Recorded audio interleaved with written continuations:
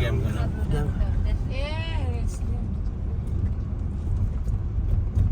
त्यहाँ अहिले मेरो घरबाट राम्रो लाग्यो In 1,000 feet, continue straight to stay on Chester Avenue.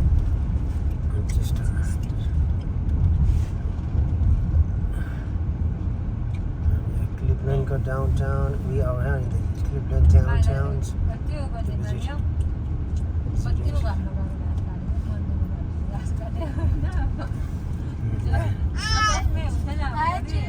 Continue straight to stay on Chester Avenue. आजै हो नभए त यत्रो दिन अब जाने बेला भयो भनेर होला हो अब छानु मम्मी जाने बेला भयो भनेर मान्दैछ भाइ नि Downtown. Fancy पहिलोचोटि downtown आएको.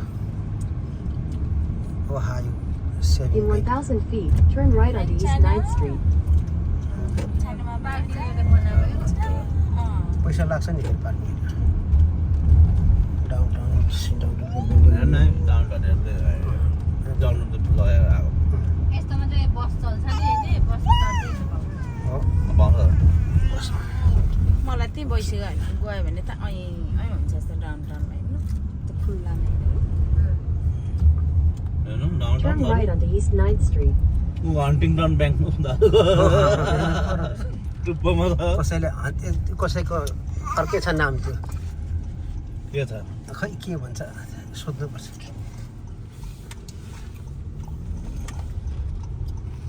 early bird dollar Continue for 3/4 of a mile. Continue 3.25 miles.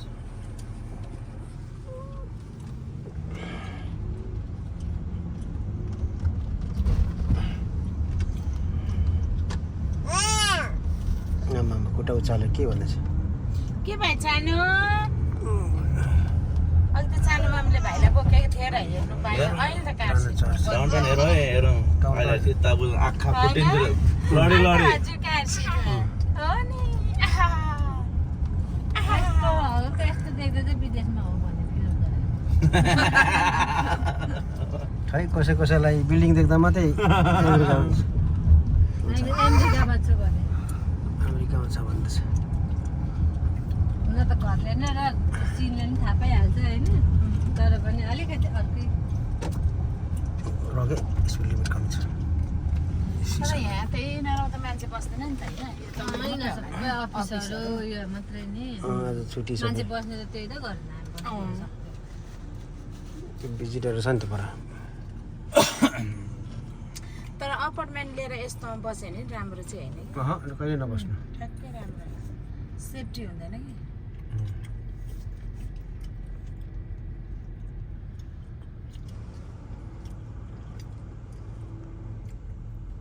कि यहाँ चाहिँ उयो छ ब्रिज छ मु पर ठुलो ड्याम आउन अनि अब सिसोर क्लिभल्यान्ड लेखेको साइनतिर जाँदैछौँ So we are right now in Cleveland downtown. So we are almost near to the Cleveland Sound. Actually, what happened is they're near to the big dam. We are going that side and keep our parking lot. We're parking our cars. So today is Sunday. Actually, we are visitings.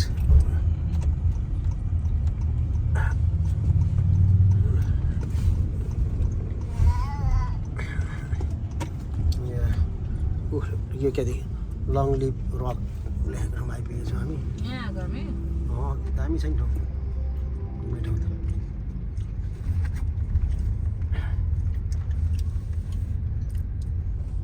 कसरी जाँदो रहेछ अब त हामी नानीले पनि chow chow साउचाउ biscuit खाएर चाबु नेताले यहाँ राखेर हिँडेर जानुहुन्थ्यो है In 600 feet, your destination will be on the left. पर राख्नुपर्छ नि गाडी यहीँ राख्दा हुन्थ्यो नि क्लिपल्यान्ड लेखेको आज हामी चाहिँ boat good well good time Cleveland गयो भने जाँदैछौँ लक्स बेबिस यस्तरी आउने थाहा पाएको भएर हामी चस्मा लिएर आउँथ्यो चस्मा लिएर आउँथ्यो ए गाडीमा बिजोग पारेर लिएर आएर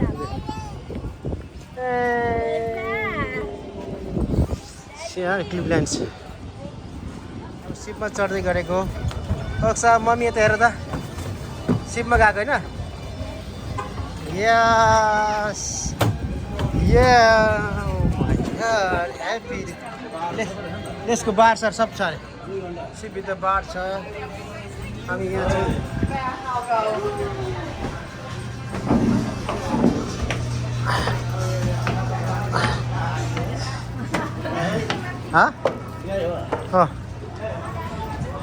माथिको जाउँ न रमाइलो जाइ बसिन् यता हेरे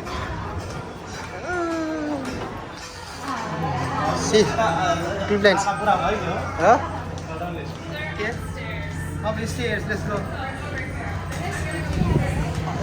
रेस्टरुम यहाँ रहेछ हामी सिपमा आएको छौँ है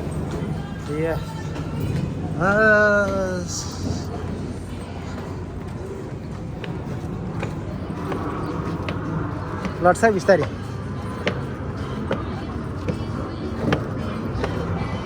2 hour tours यहीँ बस्ने कि माथि जाने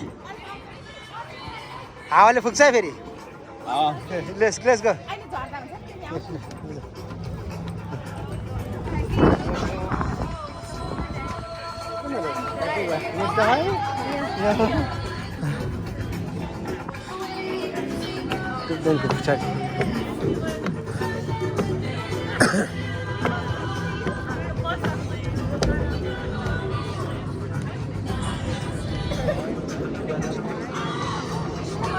ए बस्दा हुन्छ यस बस बस बस your first day time होइन सिपमा जाने चिज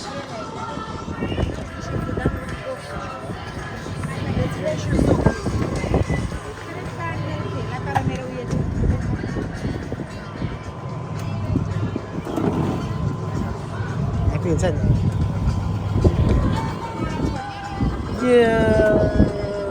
Oxa baby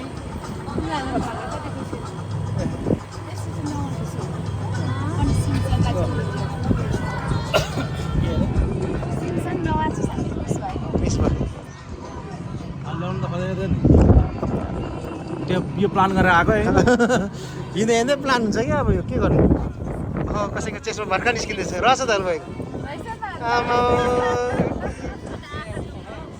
ल आमा अक्सा अब 2 घन्टा हो नि ए मेरो पनि गाडीमै थियो नि त साथी मेरो चाहिँ आँखा उयो हुन्छ नि उज्यालो हेर्नु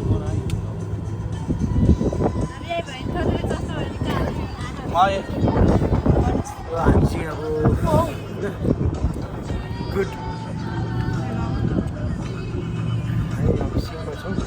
अब 2 hour होइन 2 hour चाहिँ हामी अब गर्दैछौँ आउनु होइन सिपभित्र सबै होइन सबै छ होइन खाने बस्ने विथ अक्सास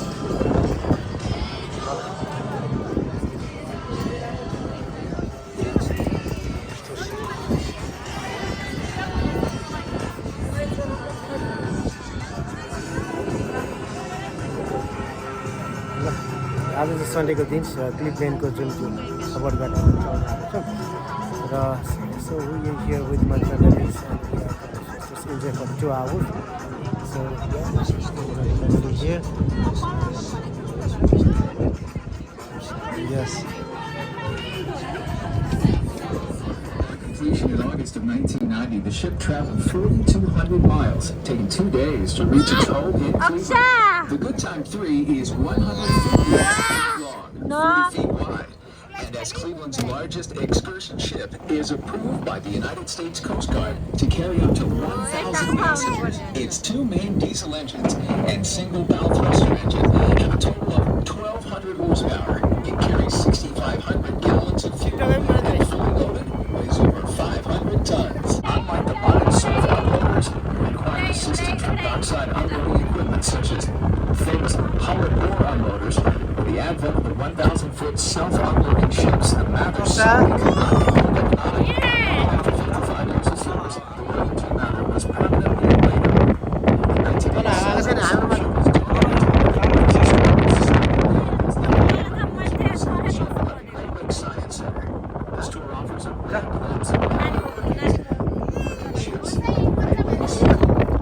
माथि सबै देखिन्छ तर Cost of $300 million.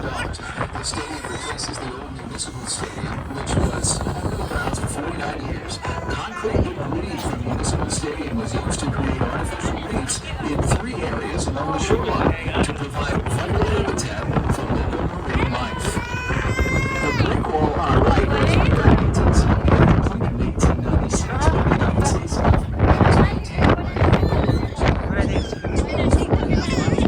The $75 million first phase of the Flats project comprises the Ernst & Young Tower, Mayotte Hotel, a fitness center, restaurants, and a parking garage. The second phase, anchored by a new riverfront boardwalk, and the Flats East Bank apartment building, where 6 residential floors perch atop several ground floor restaurants and businesses and largely conceal second-story parking. Phase 3 of the Flats East Bank development tentatively include the construction of additional apartments, restaurant and retail space, and possibly a movie theater. The bridge above, the Main Avenue high-level bridge, is more commonly known as Lakeshore Boulevard Bridge, Memorial Shoreway Drive Bridge, or Route 6, 2, and 20 Bridge. The bridge was built in 1939 and spans the river 218 feet. At 8,000 feet in total length, it held the distinction of being the longest elevated structure in Ohio until 2007. We are now in the heart of the Flats. 100 years ago, this entire area was filled with sail and steamships bringing in and taking out merchandise from all over the Great Lakes. This was the trademark of Cleveland, the diverse, hard-working, blue-collar city. Today's blend of recreation, alongside its industry, now gives the Flats its vitality. The grassy area to our left front is known as Settlers Landing. It was here at the water's edge that Moses Cleveland first set foot on the Western Reserve, having been commissioned by the Connecticut Land Company as the head of a band of surveyors in 1796. To our left, you can see the new Collision Bend Brewing Company with this large waterfront patio, which had breathed new life in the old Hauschier building, which was built in 1863 and first served as a chandlery to the service and supply the commercial ships passing through. Also to our left, the revival of interest in living downtown can be seen with the construction of the Riverbend condominiums and the Cleveland apartment building, not to mention a 3,500 square foot dog park built by the Downtown Cleveland Alliance to serve local residents canine companions. The RTA rail system linking Cleveland's lakefront with the Flats can also be seen running along the river at this point. To our right, we have the old powerhouse built in 1892 to generate power for one of the first streetcar lines in the city, and was used continuously until 1926. This beautiful old building has been renovated to accommodate a cafe, banquet rooms, and a fairly new venue, the Greater Cleveland Aquarium, which opened in January of 2012. Hundreds of yards of boardwalk have been built alongside the old powerhouse. Also to our right is Jacobs Pavilion at Nautica, featuring many events and musical acts during the warm weather months. The bridge to our right, in the open position, is the Baltimore and Ohio Jackknife Bridge, number 463. The bridge was built in the upright or open position, taking 2 years to build at a cost of $5.5 million.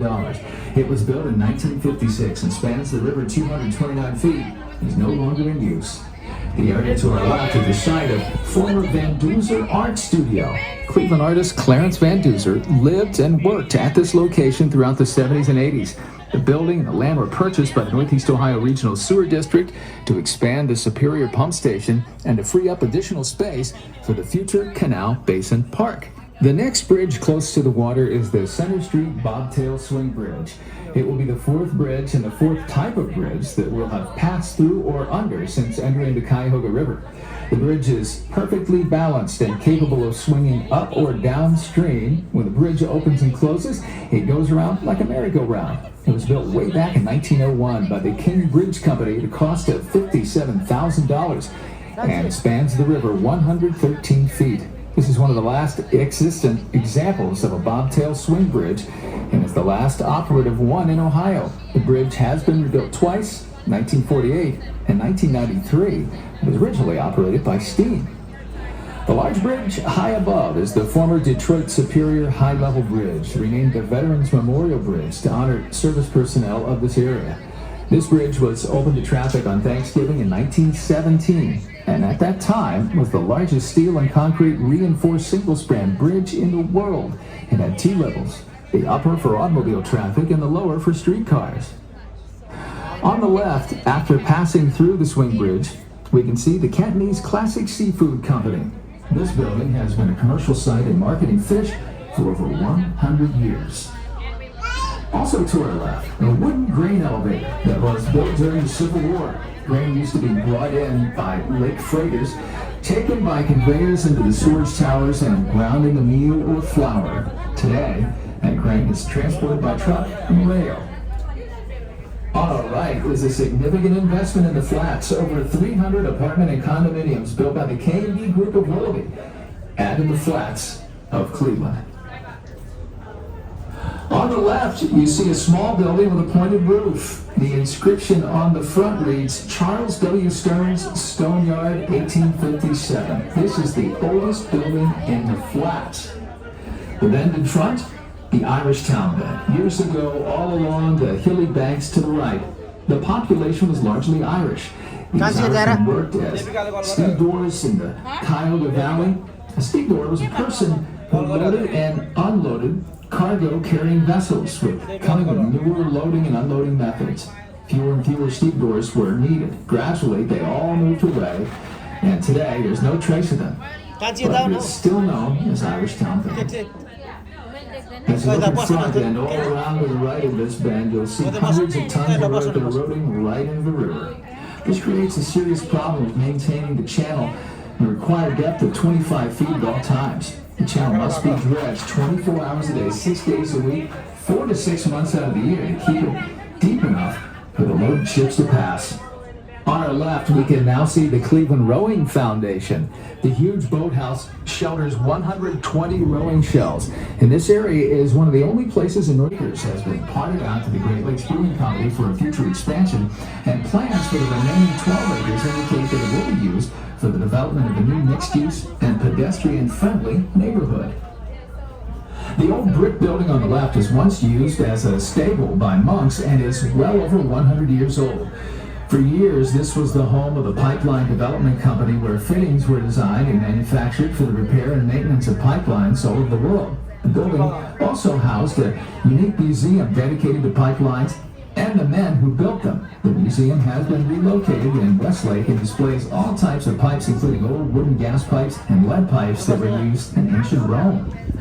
The buildings are now home to the Foundry, a rowing, sailing, and fitness training center geared toward youth and young adults in the Cleveland area. The Foundry is home to more than 100 physical training facilities available with membership. The buildings have been renovated to include additional space for large rowing tanks, locker room space, classrooms, and more, all while maintaining some of the most interesting architecture outside of New York. That's 1/3 of the people who live in the entire Great Lakes Basin.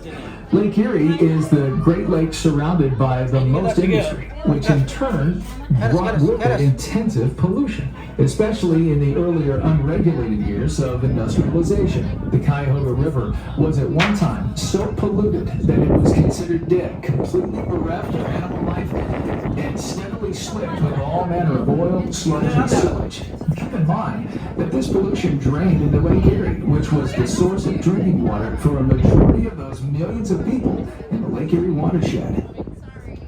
It's impossible to discuss the Cuyahoga River without addressing the elephant in the room, the Cuyahoga River fires. The Chicago, Buffalo, and Rouge Rivers all experienced fires as well, but the 1969 Cuyahoga River fire is certainly the most famous. It would serve as a rallying point for the environmental movement. The first recorded fire occurred in half of Lake Erie in order to protect it from major environmental harm. There is very entrenched opposition to this new law, and while the future of the Lake Erie Bill of Rights remains uncertain, the Toledoans affected by this pressing issue have underscored their commitment to protecting our Great Lake. One factor that plays a very important role in Lake Erie's health is that water is constantly flowing in as well as out of Lake Erie, following the Niagara River into Lake Ontario, and eventually onward to the Atlantic Ocean. Retention time is the measurement of how much time it takes for a drop of water to flow in and then out 6 years, which, believe it or not, is relatively quick. Compare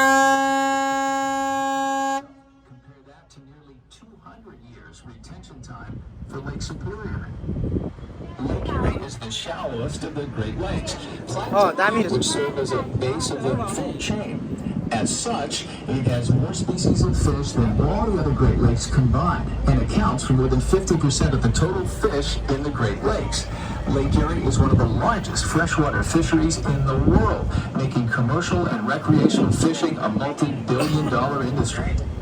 The Great Lakes are one of, if not the greatest asset of the region. The Great Lakes account for more than 20% of the total surface freshwater in the world. 95% of the total surface freshwater in the United States. The Great Lakes hold a combined 6 quadrillion gallons of water, half of which are in Lake Superior alone. To visualize how much water there really is in the Great Lakes, the volume is enough to submerge the continental United States from coast to coast in nearly 100 feet of water.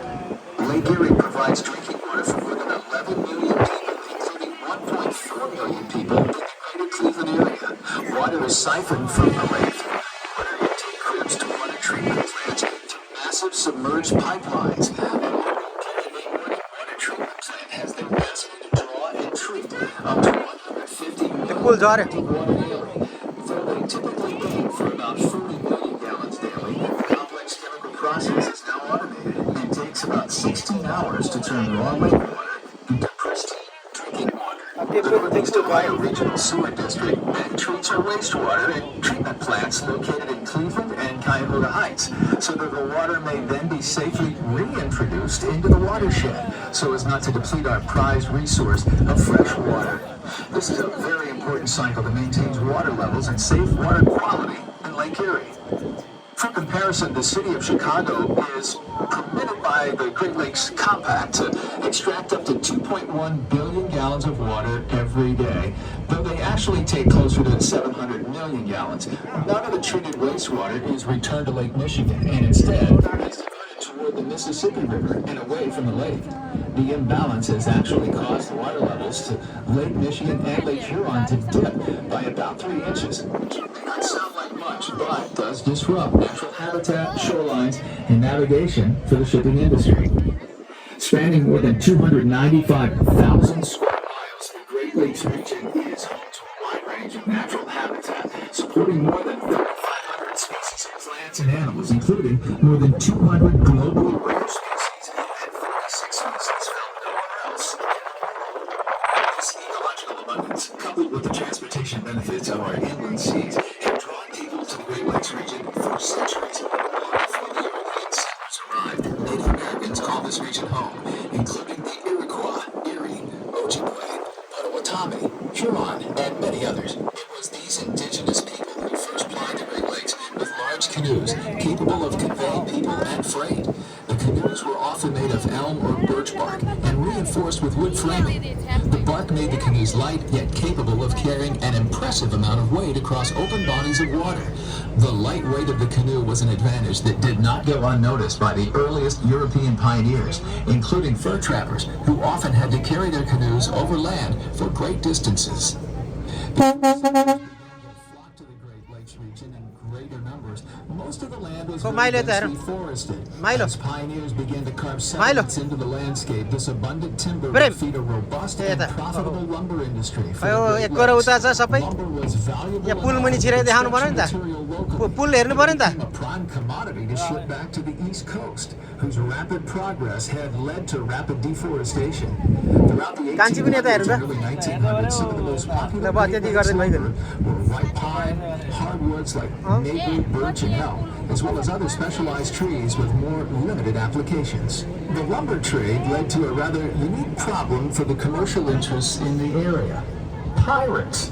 There were, in fact, pirates operating on the waters of the Great Lakes. Though they didn't resemble the modern popular image of Caribbean swashbucklers, Lake Michigan especially had issues with gangs of pirates raiding small logging towns, including an incident in 1855 in which a gang led by James Jesse Strang raided sawmills near Beaver Island and ransacked the town, making off with over $1,600 in goods and lumber. And keep in mind that during the early and mid-1800s, word traveled so slowly that by the time the authorities were alerted to a crime, the perpetrator was often long gone and all the richer. The most notorious pilot on the Great Lakes was Roaring Dan Seavey. After moving to Escanaba, Michigan, Seavey purchased a schooner called would then ultimately capture the cargo of the damaged vessels. Seavey's luck finally ran out when he was apprehended by the Revenue Cutter Service, an early precursor to the U.S. Coast Guard. After commandeering a schooner and selling its cargo in Chicago, he would later assist the U.S. Marshal Service in apprehending other pirates. This nefarious spirit would continue to some extent into the early 20th century. The Great Lakes became a hub full of rum runners and bootleggers during Prohibition. From ambitious weekend boaters to serious crime syndicates, there were many who hoped to make their fortune smuggling liquor from Canada across the Great Lakes and into speakeasies all over the Midwest. Cleveland was home to innumerable speakeasies, including many along Euclid Avenue, as well as warehouses through the Flats and Near East Side to hide their illicit cargo among the industrial scenery. Lake Erie and the other Great Lakes play a key role in influencing the weather in the region. The lakes have a moderating effect on seasonal temperatures, absorbing heat in the summer and then radiating heat in the cooler months. This unique effect helps to minimize frost in transitional months and makes certain points around Lake Erie and Lake Michigan particularly suitable for growing fruits sensitive to frost, like grapes, cherries, and apples. The Great Lakes also have a tendency to intensify weather systems. The most common example you may be familiar with, of course, is lake effect snow.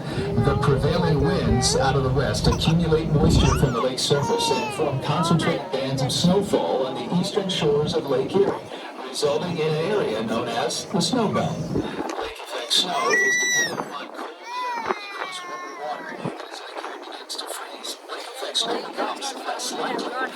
Some years Lake Erie experiences very little ice cover, and in other years it can reach nearly 100% coverage. Storms, especially in the fall, are very strong in the Great Lakes. Lake Erie waves can flip up quite suddenly because of the shallow water. When strong winds gather from the west, they often produce waves that increase in size as they move eastward, uninterrupted until finally washing ashore. As mentioned earlier, the Cleveland Breakwall helps protect the local shoreline from the erosion caused by these waves. November gales are among the most fearsome storms encountered on the Great Lakes and have claimed many ships and lives. On Lake Erie alone, there are 270 confirmed shipwrecks and an estimated 2,000 or more undiscovered wrecks. Cleveland is actually a popular destination for scuba divers and has 12 shipwrecks within 8 miles of Cleveland, including several wrecks just beyond the Cleveland main entrance, such as the Fannie L. Jones and the Charles Davis. One of the most famous shipwrecks on the Great Lakes is that of the steamship Edmund Fitzgerald during a tremendous gale on November 10, 1975 in Lake Superior. The Edmund Fitzgerald was bound for the steel mill on Zug Island near Detroit with a load of more than 29,000 tons of taconite. The storm was originally forecast to pass south of Lake Superior, prompting several vessels to press their luck and leave the safety of the dock. The National Weather Service later altered their forecast, issuing gale warnings for the entirety of Lake Superior, though it was too little too late for many. The Edmund Fitzgerald was beset by a number of equipment and instrument failures as well that only worsened their chance of making safe anchorage. अब हामी जहाज पुगेर आइसक्यो बाउछेरा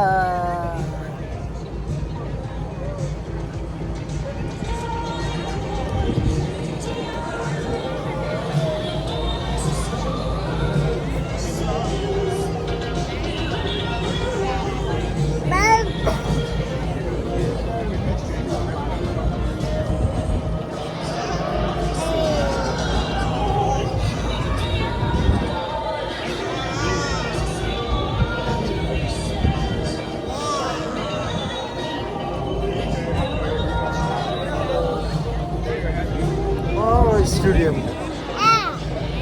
Yes.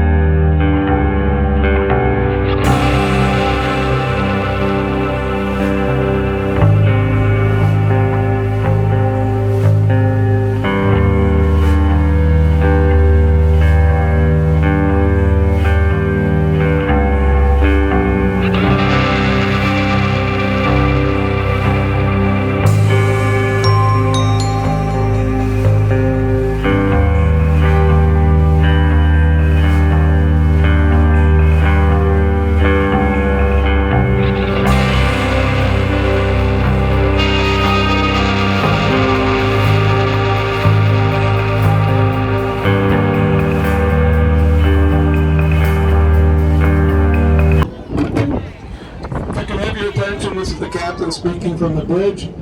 On board with us today, we have a group from the Cleveland Clinic. They're children therapists. We'd like to welcome them aboard and hope you're having a nice cruise. Thank you. Oh.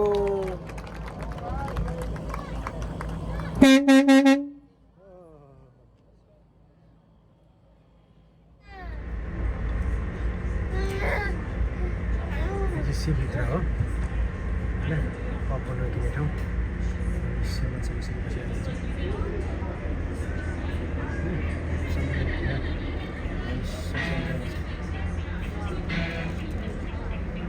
छ ओक्सा देवी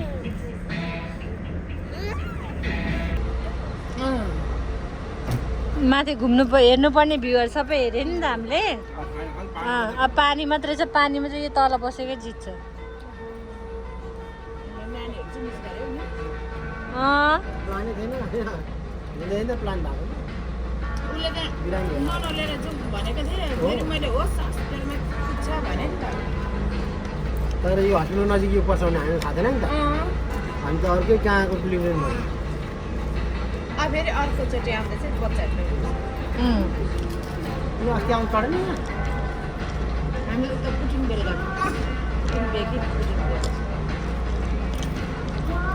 गर्नु ए यस्तो छैन नि त जस दिन गाडी बनाउनु काम ओक्सा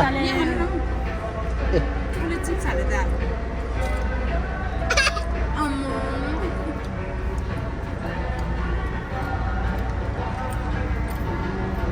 बल्ल चिसोले क्या भिगमा जस्तो भयो हो तातो पनि भयो बेबी बाहिर पानी घुमिरह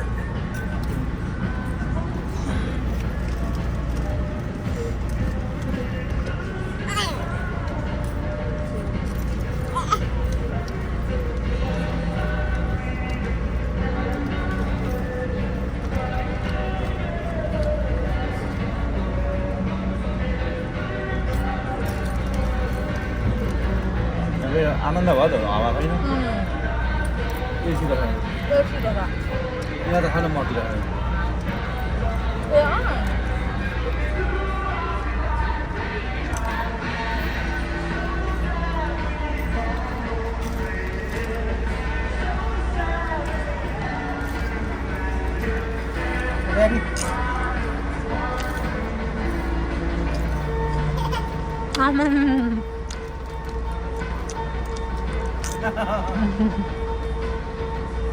Sini bos aja nih, sini bos.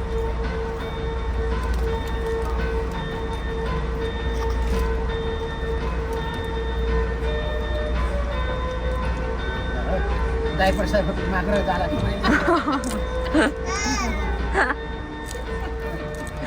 गाडीमा गएपछि च्याट गरिदिनु चप्पल हेर्नु नि त्यहाँ पुटुक्क लाएर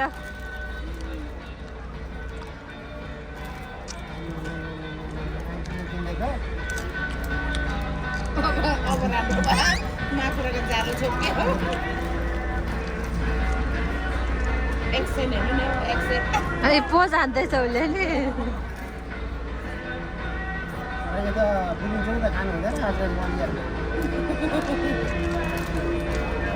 खास अलिअलि अब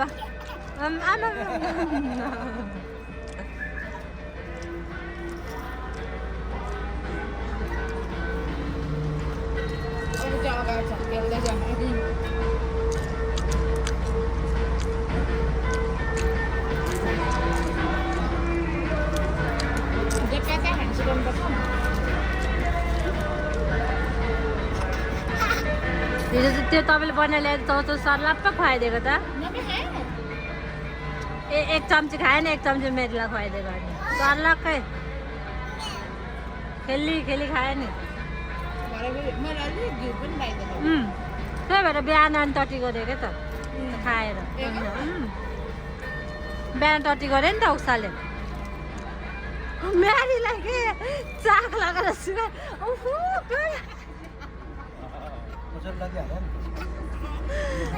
भाइले एक्टिङ गरेछ भन्छु म चाहिँ टोइलेट लानु पऱ्यो भनेको त ऊ त सरसर गरेर मेरी सुतिरहेको थियो त्यो घन्टा पेटाको फर्काएर मेरीको मुखमै लगेर गन्धायो अरे यो भिडियो त कस्तो भयो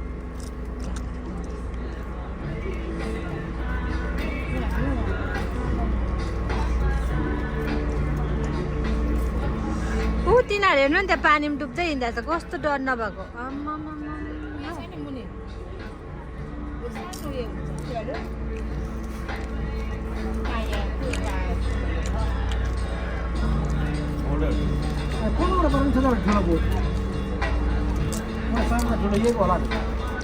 त्यो त आफ्नै बोट होला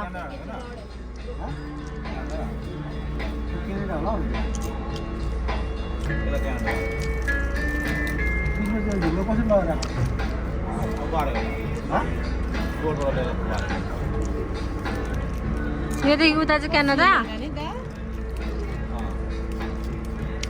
हामी भोलि पर्सि क्या अब कहिले हुन्छ नि के अरे नाइगेरा फल भन्ने ठाउँ जानुपर्छ ल त्यहाँ पानी क्या पुरै आउने ठाउँमा जस्तो जानु मन छ जानु भइसक्यो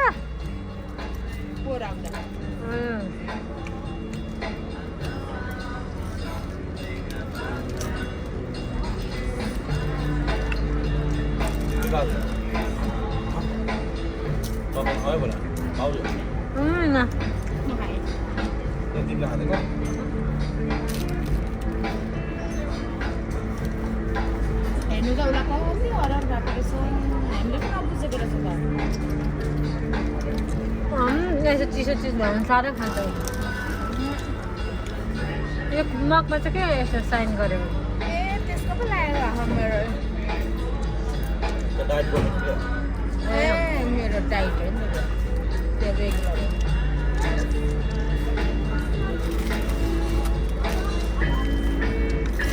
फोन आप Ni tani, mama.